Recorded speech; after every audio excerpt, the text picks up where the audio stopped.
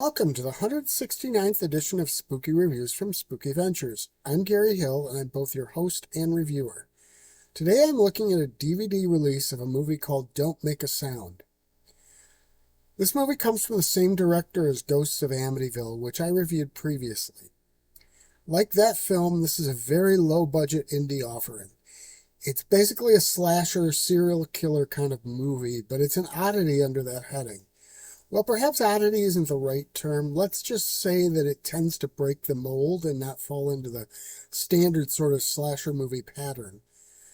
That said, the flow of the film is a little weird. It starts with a whole batch of found footage type recordings. That part shows recordings made by the serial killer himself. This serial killer brings along a video camera to record all of his activity. A little odd, but hey, it's kind of a cool touch. Those parts get a little repetitive, and when some of the victims use nearly identical lines, it took me out of the story to some degree.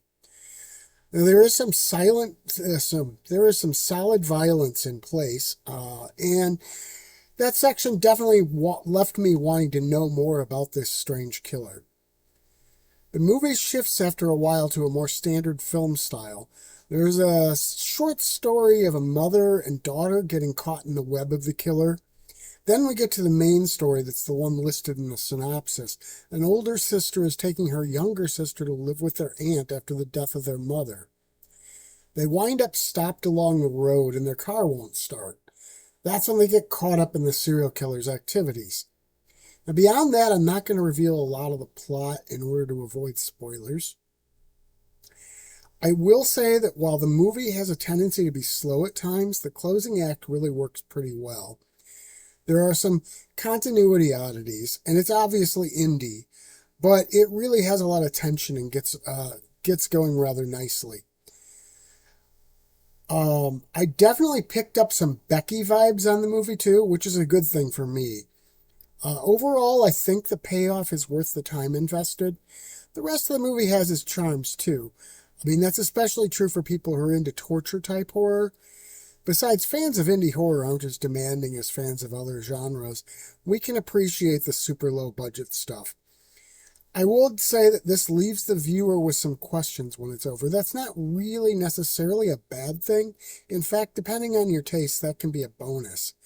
I will also say that there are some problems with the sound. Some scenes are much louder than others.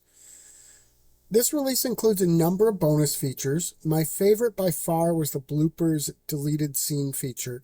I think this movie will tick off several boxes for indie horror fans overall. And again, the ending is pretty satisfying.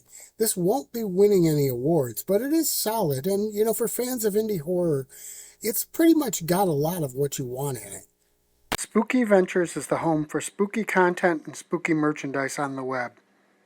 Check it out today at spookyventures.com. And remember, always keep it spooky.